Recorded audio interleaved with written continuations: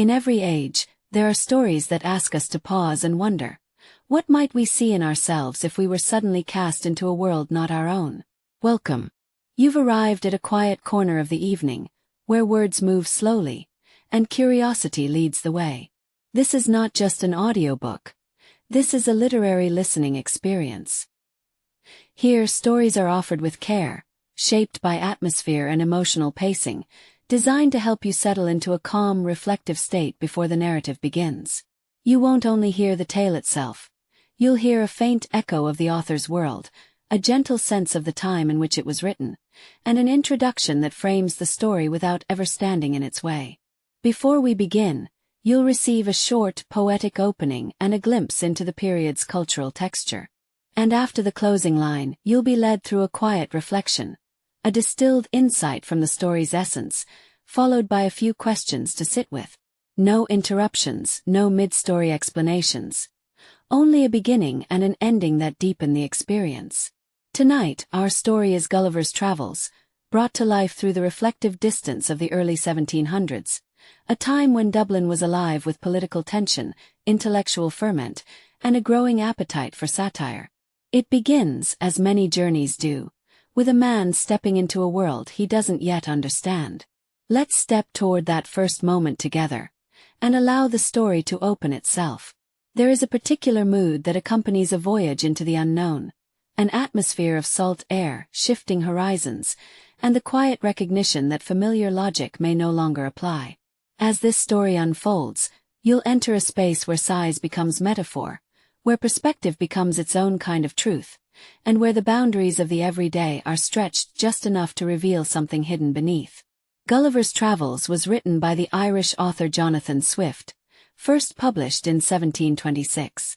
Originally written in English, it emerged from a landscape shaped by political satire, philosophical debate, and a society wrestling with its own contradictions. The book quickly traveled far beyond its birthplace, becoming one of the most enduring works of imaginative literature.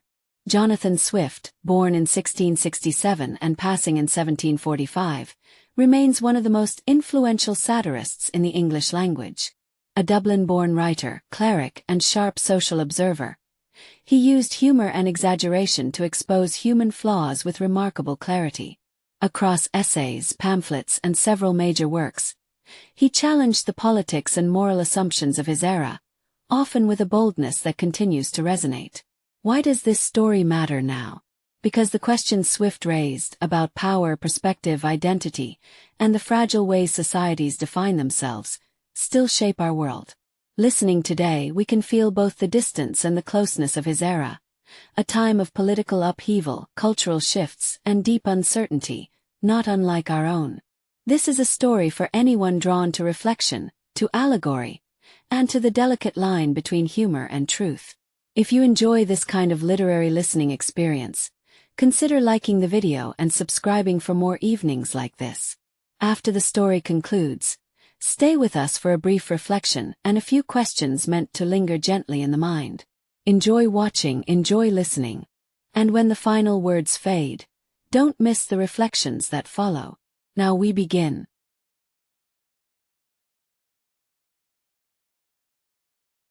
Jonathan Swift, the greatest and most original satirist of his own, or perhaps of any age, was born in Dublin, Ireland, of English parents, November 30, 1667. His poverty and abject dependence upon his relatives in his early youth may have given the first impetus to that bitter resentment and haughty spirit of pride which characterized him through life. After a somewhat troubled career in Trinity College, Dublin, he removed to England, where he entered the household of the retired English statesman, Sir William Temple, whose literary executor he became 10 years later. The advertisement which this connection, and the performance of its final office, gave him, led to his appointment to a small living and certain other church emoluments in Ireland. In the following years he paid several protracted visits to London, where by the power of his pen and his unrivaled genius as a satirist of the politics of his time, he rapidly rose to a most formidable position in the state, the intimate of poets and of statesmen. And yet, owing to the opposition which his claims met with at court, he derived no higher preferment for himself than the deanery of St. Patrick's, Dublin, in 1713. In time, Swift reconciled himself to this change by vehemently espousing the cause of the Irish against their English rulers, and by his writings made himself as famous in that country as he had formerly done in England. Gradually the gloom of cerebral decay descended upon his magnificent intellect, and he died October 19, 1745. To think of his ruin, said Thackeray, is like thinking of the ruin of an empire. No more original work of genius than Swift's Gulliver's Travels exists in the English language. For sheer intellectual power it may not be equal to the Tale of a Tub, but as it has more variety, so it has more art. Gulliver was published in 1726, at a period when life's disappointments had ceased to worry Swift. It is probable, however, that the book was planned some years previously, the keenness of the satire on courts and statesmen suggesting that his frustrated aims still rankled in his mind. Curious is it that so perfect an artist should nevertheless have missed the main purpose which he set himself in this book, namely, to vex the world rather than divert it. The world refused to be vexed, and was hugely diverted. The real greatness of Gulliver lies in its teeming imagination and implacable logic. Swift succeeded in endowing the wildest improbabilities with an air of veracity rivaling Defoe himself.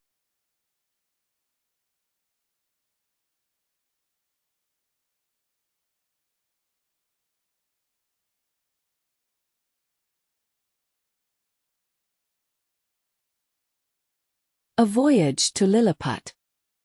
My father had a small estate in Nottinghamshire, but the charge of maintaining me at Cambridge being too great, after 3 years there I was bound apprentice to an eminent surgeon in London. In my spare time I studied navigation and mathematics, useful to those who travel, as I always believed at some time it would be my fortune to do. After studying physics in Leiden for 2 years, I became surgeon to the Swallow, and made a voyage or two in the Levant.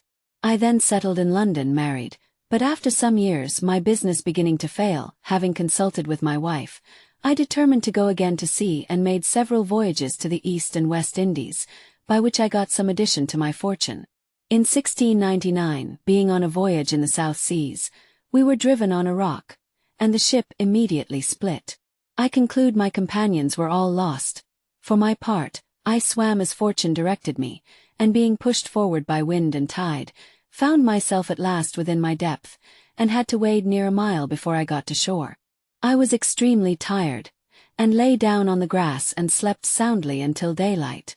I attempted to rise, but found myself strongly fastened to the ground, not able to turn even my head. I felt something moving gently up my leg and over my breast, when bending my eyes downward, I perceived a human creature, not 6 inches high, with a bow and arrows in his hand, and felt a number more following him.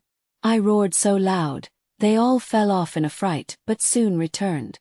I struggled and broke the strings that fastened my left hand, but the creatures ran off before I could seize them, and I felt about 100 arrows discharged into my left hand, which pricked like so many needles. I lay still, groaning with grief and pain, till some of the inhabitants came and cut the strings that fastened my head. When turning it a little I saw one, who seemed to be a person of quality, who made me a long speech, of which I understood not one word, but in which I could observe many periods of threatening and others of pity and kindness. I answered in the most submissive manner, and being famished with hunger, perhaps against the strict rules of decency, put my finger in my mouth to signify I wanted food. He understood me very well. Several ladders were applied to my sides, and 100 of the inhabitants mounted, laden with food and drink, and supplied me as fast as they could, with marks of wonder at my bulk and appetite. It seems that at the first moment I was discovered, the emperor had notice by an express, and it was determined in council that I should be secured and fed, and at once conveyed to the capital city. A sleepy potion having been mingled with my wine, I again slept. These people have arrived to a great perfection in mechanics, and by means of cords and pulleys in less than 3 hours, I was raised and slung on to the largest of their machines, used for the carriage of trees and other great weights. 1,500 of the largest horses, each about 4.5 inches high, were employed to draw me towards the metropolis. The emperor and all his court came out to meet us.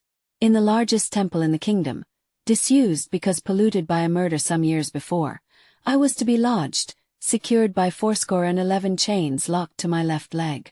They were about 2 yards long and being fixed within 4 inches of the gate of the temple, allowed me to creep in and lie on the ground at my full length.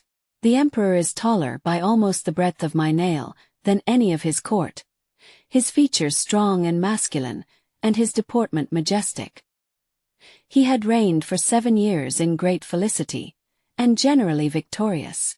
I lay on my side for the better convenience of beholding him, but I have had him many times since in my hand, and therefore cannot be deceived in this description. He held his sword drawn in his hand to defend himself, if I should happen to break loose, and spoke to me many times, and I answered, but neither of us could understand a syllable. The emperor had frequent councils to debate what course should be taken with me. They apprehended I might break loose, or might cause a famine, but my behavior had made a favorable impression, and His Majesty made provision for me out of his own treasury, and coming frequently to see me, I soon learnt to express my desire for liberty, which was after a time granted on certain conditions. I soon learnt, in spite of its flourishing appearance, this country labored under 2 evils: a violent faction at home, and the danger of invasion by a most potent enemy from abroad. The 2 parties in the kingdom were distinguished by the high or low heels of their shoes. The high heels were most agreeable to their ancient constitution, but the present emperor was determined only to make use of low heels in the administration of the government. But the heir apparent seemed to have some tendency to high heels. They were threatened with an invasion from the island of Blefusco, which had been engaged in an obstinate war with Lilliput for a long time, on a question of a schism in religion. They had now prepared a numerous fleet, and were about to descend upon us, and His Majesty, in his confidence in my strength and valor, laid this account of his affairs before me. I depart from Blefusco. Having ascertained the depth of the channel between the 2 countries, and viewed the enemy's fleet through my perspective glass, I obtained a great quantity of cable and bars of iron. I twisted the bars into hooks which I fixed to 50 cables, and walked into the sea, wading with what haste I could, swam about 30 yards in the middle, and arrived at the fleet in about half an hour. The enemy were so frightened when they saw me that they fled, and swam to shore. I then took my tackling, fixed a hook to each vessel, and tied all my cords together at the end. But not a ship would stir, they were held too fast by their anchors. The enemy's arrows disturbed me much, but I resolutely cut all the cables, and with the greatest ease drew 50 of the largest men of war with me. The tide had now fallen, and I waded safe to the royal port of Lilliput, where the emperor received me with the highest honor. So immeasurable is the ambition of princes, that he thought now of nothing less than the complete submission of Blefusco, but I plainly protested that I would never be an instrument of bringing a free and brave people into slavery, and the wisest part of the council were of my opinion.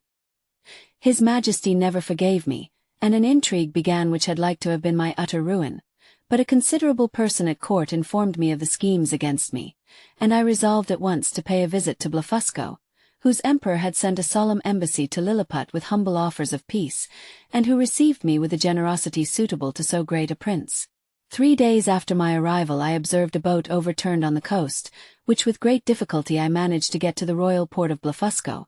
I told the emperor that my good fortune had thrown this boat in my way, to carry me towards my native country, and begged his orders for materials to fit it up, together with his license to depart, which, after some kind expostulation, he was pleased to grant. His Majesty of Lilliput had sent an envoy, to ask his brother of Blefusco to have me sent back to be punished as a traitor with the loss of my eyes, so that I resolved to venture myself on the ocean rather than be an occasion of difference between 2 such mighty monarchs.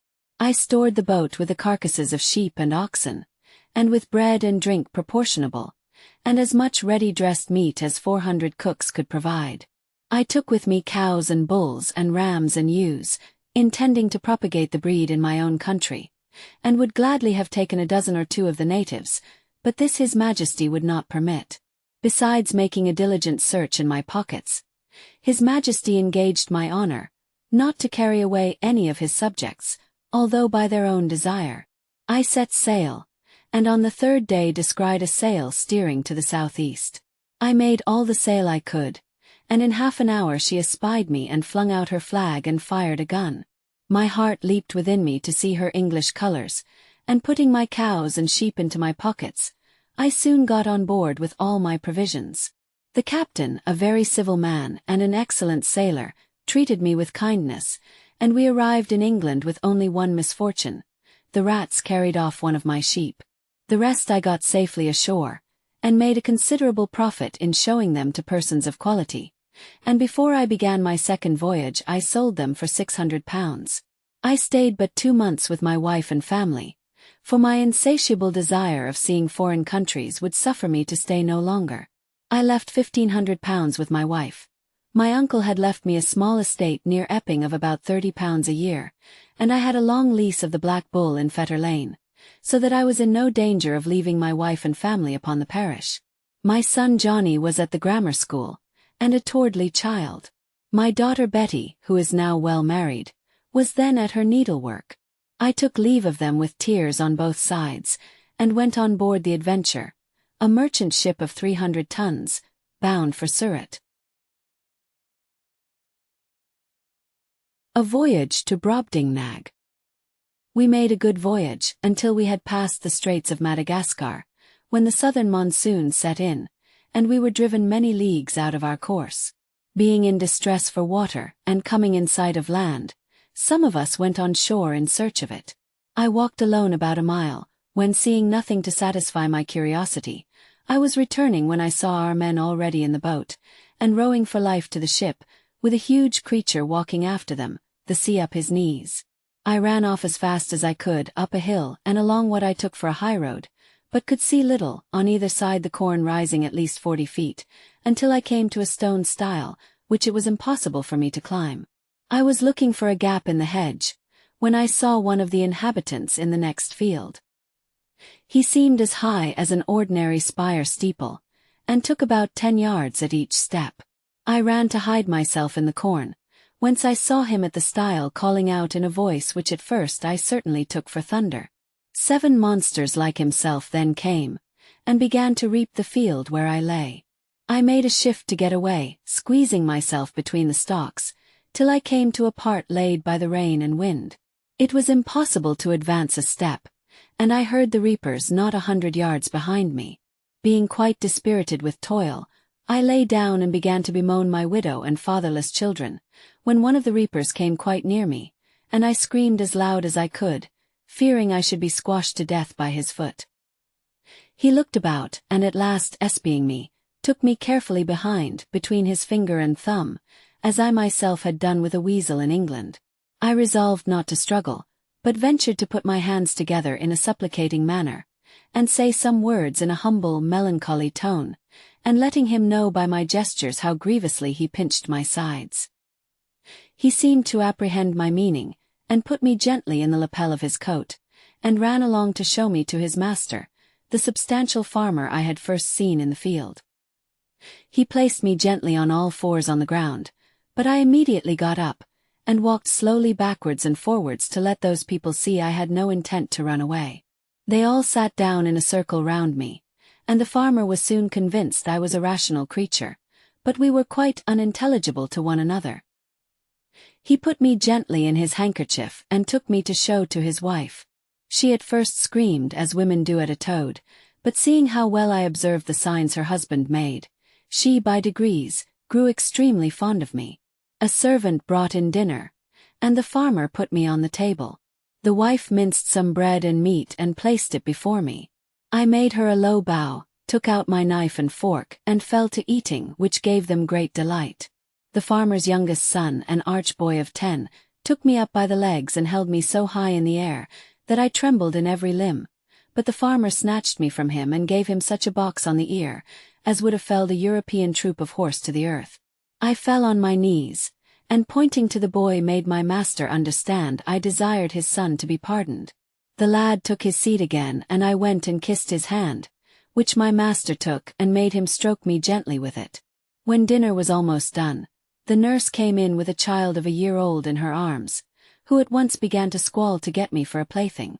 The mother, out of pure indulgence, held me up to the child, who seized me by the middle and got my head into his mouth, where I roared so loud The urchin was frightened and let me drop, and I should have infallibly broke my neck if the mother had not held her apron underneath.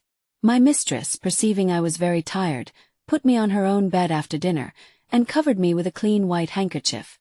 I slept and dreamed I was at home with my wife and children, which aggravated my sorrows when I awoke, to find myself alone in a bed 20 feet wide. 2 rats had crept up the curtains and had the boldness to attack me, but I had the good fortune to rip one up with my hanger, before he could do me any mischief, and the other ran away, though not without one good wound. These creatures were the size of a large mastiff, and infinitely more nimble and fierce. My mistress was extremely rejoiced to find I was not hurt, and with her little daughter fitted me up the baby's cradle against night, which was then placed on a shelf for fear of rats. The daughter, 9 years old and not above 40 feet high, was very good-natured, became my schoolmistress, and called me Grildrig, which imports in English mannikin. To her I chiefly owe my preservation. I called her Glumdalclitch, or little nurse, and I heartily wish it was in my power to requite her care and affection as she deserves, instead of being, as I have reason to fear, the innocent unhappy instrument of her disgrace. My master being advised to show me as a sight in the next town, I was carried there in a box by Glumdalclitch on a pillion behind her father, who, after consulting the innkeeper, hired the crier to give notice to the town of a strange creature to be seen not 6 feet long, resembling in every part a human creature, could speak several words, and perform 100 diverting tricks. I was shown that day till I was half dead with weariness and vexation, for those who had seen me made such wonderful reports that the people were ready to break down the doors to come in. My master, finding how profitable I was likely to be, showed me in all the considerable towns in the kingdom, till observing that I was almost reduced to a skeleton, concluded I must soon die, and sold me to the Queen for 1,000 pieces of gold. Her Majesty asked me whether I should be content to live at court. I bowed down to the table and humbly answered, I should be proud to devote my life to Her Majesty's service, and begged the favor that Glumdalclitch might be admitted into her service and continue to be my nurse and instructor. At the court of Brobdingnag. Her Majesty agreed, and easily got the farmer's consent, and the poor girl herself was not able to hide her joy. The Queen was surprised at so much wit and good sense in so small an animal, and took me in her own hand to the King, who, though as learned a person as any in his dominions, conceived I might be a piece of clockwork, until he heard me speak. He sent for 3 great scholars, who, after much debate, concluded that I was only lusus naturae, a determination agreeable to the modern philosophy of Europe, whose professors have invented this wonderful solution of all difficulties, to the unspeakable advancement of human knowledge. I entreated to be heard a word or two, and assured them that I came from a country where everything was in proportion, and where, in consequence, I might defend myself and find sustenance. To which they only replied with a smile of contempt, saying that the farmer had instructed me very well in my lesson. The King, who had a much better understanding, dismissed his learned men, and after some further examination, began to think what we told him might be true. A convenient apartment was provided for Glumdalclitch, a governess to attend to her education, a maid to dress her, and 2 other servants, but the care of me was wholly appropriated to herself. I soon became a great favorite with the King. My little chair and table were placed at his left hand, before the salt-cellar, and he took pleasure in conversing with me, inquiring into the laws, government, and learning of Europe. He made very wise observations upon all I said, but once when I had been a little too copious in talking of my beloved country, he took me up in his hand, and in a hearty fit of laughter asked me if I were a Whig or a Tory. Then, turning to his first minister, observed how contemptible a thing was human grandeur, which could be mimicked by such diminutive insects as I. But as I was not in a condition to resent injuries, so upon mature thoughts I began to doubt whether I was injured or no. For after being accustomed to the sight of these people for some time, I really began to imagine myself dwindled many degrees below my usual size. My littleness exposed me to many ridiculous and troublesome accidents, which determined Glumdalclitch never to let me go abroad out of her sight. I was, indeed, treated with much kindness, the favorite of the King and Queen, and the delight of the whole court. But I could never forget the domestic pledges I had left behind me, and longed to be again with people with whom I could converse on equal terms. About the beginning of the 3rd year of my stay in this country, Glumdalclitch and I attended the King and Queen in a progress round the south coast. I was carried as usual in my travelling box, a very convenient closet about 12 feet wide.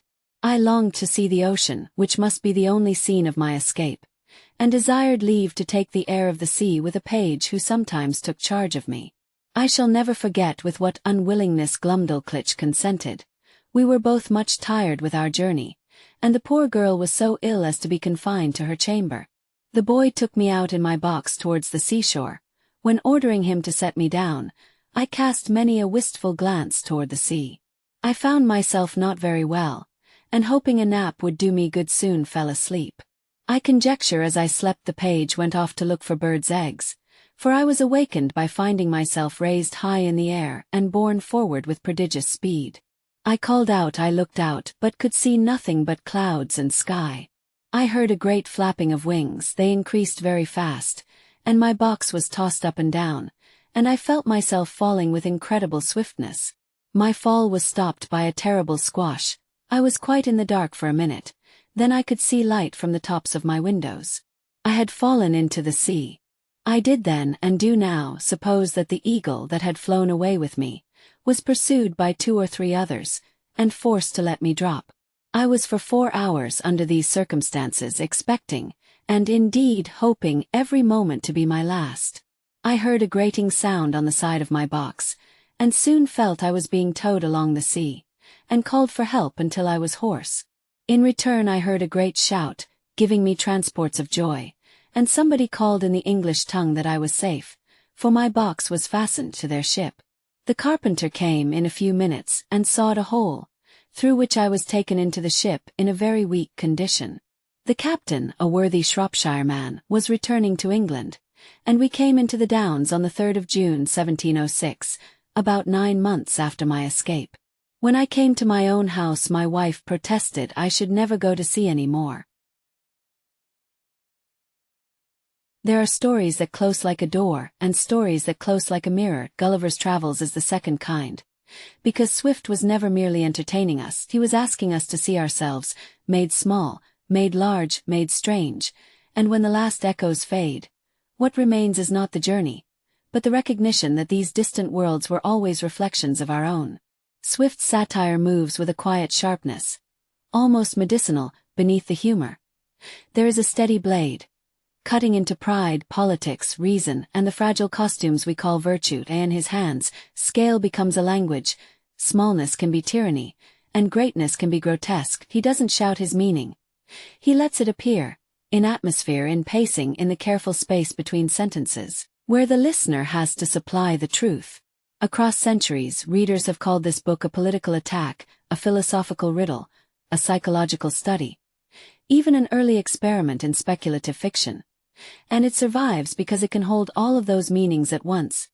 Swift wrote like someone who understood power intimately and distrusted it deeply. He builds comedy on the surface, and beneath it, leaves an ache, a suspicion that human intelligence expands faster than human wisdom. And when we look more closely at the people within it, they become uncomfortably familiar. Lemuel Gulliver is not only a traveler. He is a man shaped by dislocation, his gift is curiosity, and his shadow is the hunger to belong. Each new society rearranges his sense of self, until admiration becomes unease, and certainty begins to fracture, and the Emperor of Lilliput, in all his miniature magnificence, carries a tension we still recognize. A ruler made powerful, not by greatness but by the world, agreeing to call him great. His flaw is not simply cruelty. It is scale blindness, the inability to imagine how small authority looks from a distance.